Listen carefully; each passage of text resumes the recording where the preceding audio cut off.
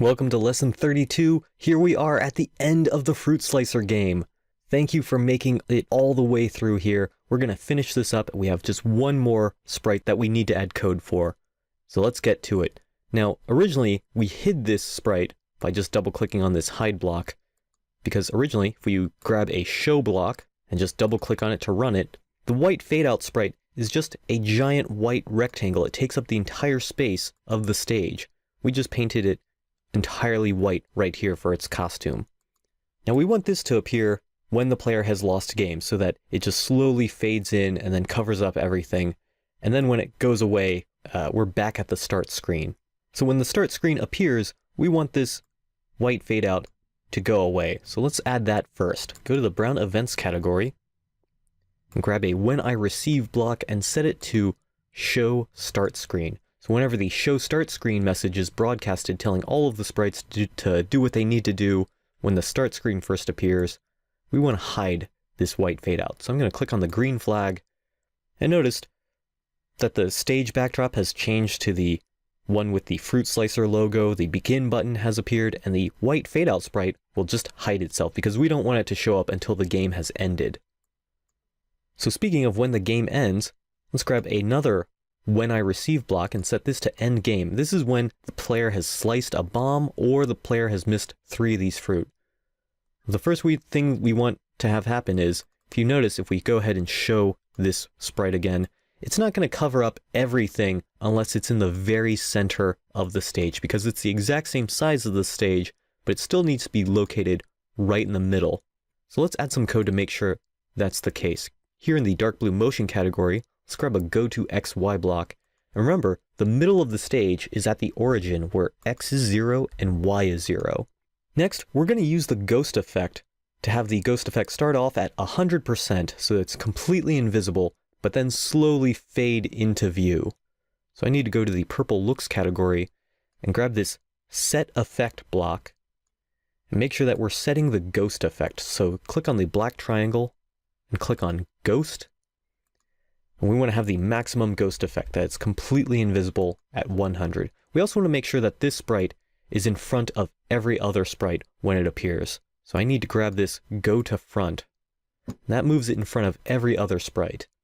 Now, once its ghost effect is set to 100 and it's in front of everything, we're going to go ahead and show it. But remember, the ghost effect is at 100, so it's still going to be completely invisible. That's fine. We're just going to slowly lower the ghost effect. Now, I could grab this change effect block and change it by -10, and then I would need 10 of these blocks, changing it by -10 each time to move this from 100 to 0 so that there's no ghost effect. But instead of having 10 of these blocks, I'm just going to have one of those blocks inside of a repeat 10 block. That'll make the code much shorter and easier to handle. So this code will slowly fade in the white sprite by decreasing its transparent ghost effect. And once it's at 0, it is completely blocking everything on the stage. So that's how we get that fade to white effect. And afterwards, let's just do some housekeeping. Notice we have a score variable, but we also have a high score. Now let's update the high score if the score is greater than the current high score. So I'll need an if block for that, checking if the score is greater than the high score. So here in the green operators category, I'll grab this greater than block, and then back in the orange data category, I'm going to grab score. So if score is greater than high score, then we want to set the high score to whatever that new score is. So this will update the high score and set it to the other score, but only if the score is beating the current high score. After that, let's just add a 1-second pause so that the screen is just completely white for 1 second. So here in the control category, I'm going to grab this wait block and fit it in at the very end just to have a slight pause. And at this point, we want the game to go back to the start screen. Remember, we've set up all of the sprites have a when I receive show start screen that runs a script that does whatever they need to do. So all we have to do is just broadcast that message. Broadcast show start screen. Now let's click on the green flag and test what we have. I want to test out what happens when the game ends. So I'm going to try to slice a bomb. There we go. And that's kind of disappointing. So we seem to have that 1 second delay, but the white fade out didn't actually appear. But all of this code seems to be correct. Let me check to make sure that we're not accidentally broadcasting several other messages at the same time. If we look at the health sprite right here, we can see, well, this all makes sense. It's switching to the next costume whenever it misses its fruit, but we're never setting it back to the original costume, costume 1, where we have all 3 blue X's. So I want to be sure that whenever we start a new game by showing the game screen, that we also revert this back to the original costume 1. So here in the purple looks category, I need to switch that costume before I show it. I'll switch it to the 3 health costume. That's here, this one with 3 blue X's. All right, let's test this again. Green flag, beginning a new game. I'm slicing this. We don't seem to have this fade out effect coming. Well, we set the ghost effect to 100 here, and then we're changing the ghost effect here. Oh, I see the problem. We haven't selected ghost right here. So it's really important to keep clicking the green flag and testing it each time after you make a small change, just to make sure that the code that you've added is doing what you think it needs to do. So I'm going to try this one more time, clicking on the green flag. I want to make sure all of this works, that it fades in the white fade out sprite, that it updates the high score, and then it starts a new start screen. So you can see I missed 3 fruit. We had that white fade out, and then it went back to the start screen. That's great. Let me test out the high score. So the high score is currently 0. That should be pretty easy to break. You can see I missed a few fruit. And then if I miss another one, the high score gets updated. Now let me just test out that bomb, just to make sure that everything is working. If I slice the bomb, then it fades out. Perfect. And that's it. That's our entire game. We have it all working now. So I'm going to go ahead and click on File and Save, just to save this. And let's make a new version that has a couple cheat codes. So I'm going to click on File and click Save As. I'm going to call this Al Fruit Slicer with cheats. And let's make it so that whenever you press the R button on the keyboard, you'll automatically recover 1 health. So we need to change the code here in the health sprite. I'm going to move these scripts off to the side. Here in the brown events category, grab this when space key pressed block. We're going to change this so that it's when the R key is pressed. So whenever the R key is pressed, we want it to regain one of the blue X's.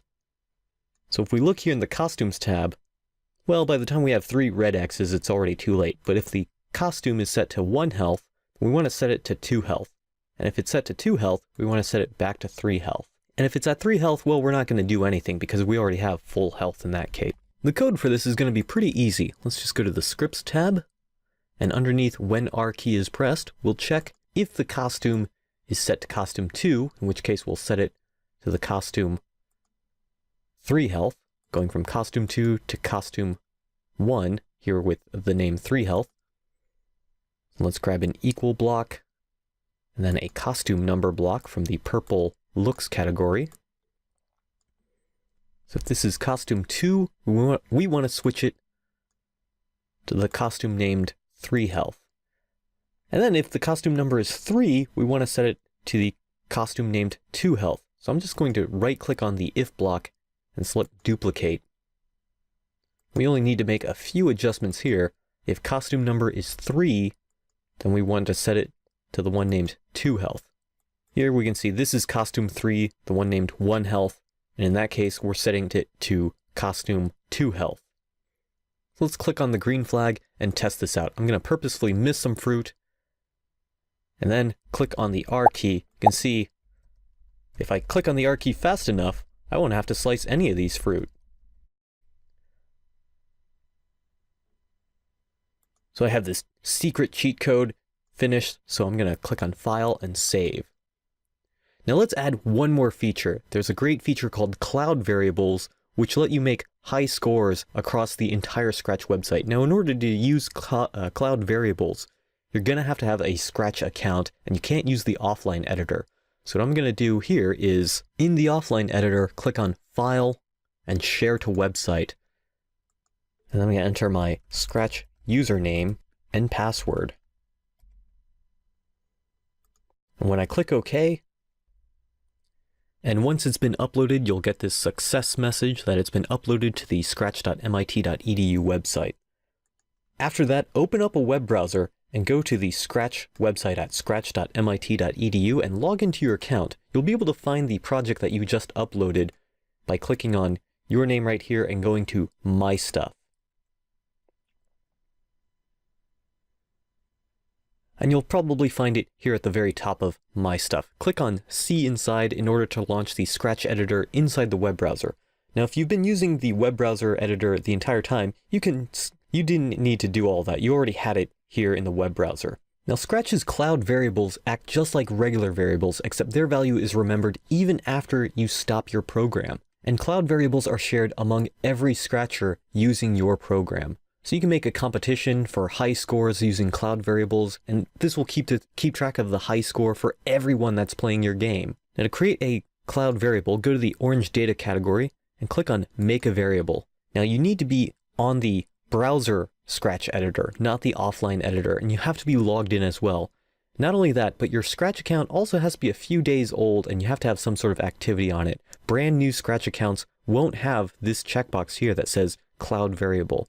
But if you've made all of that, you can make a new variable that's a cloud variable by checking this box. I'm going to change this, and I'm going to name this variable cloud high score. And click OK. So I'm going to position this right here.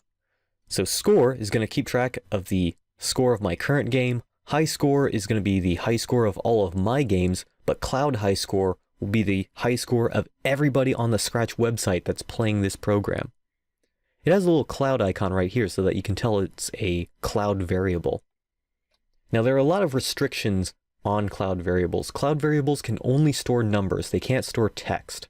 So they'll work as a high score, but they won't work as, say, some sort of chat room or something like that. Also, they generally take about a second or two before they're updated for everybody on the site. So if you have a variable that's constantly changing several times a second, a cloud variable isn't going to be able to handle all those rapid changes. And also, as I said before, new Scratchers won't be able to use cloud variables. You have to be using the online in-browser Scratch editor, but also be logged in, and your account has to be a few days old and also have some projects already completed. But once you have all that, you can start using them. So I want to update the cloud high score just like I update the regular high score. I'm going to go back to the white fade out sprite.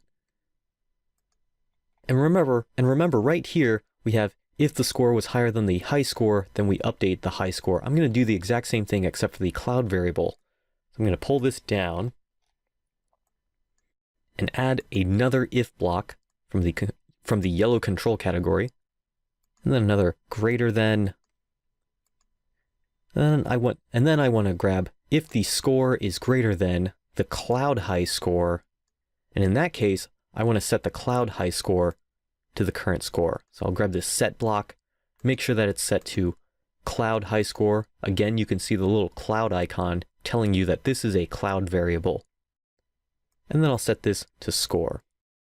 Whoops, I forgot to reattach this, so it's not going back to the start screen. Let me try that again. Click on the green flag. Slice a few fruit. And you can see my score was 3.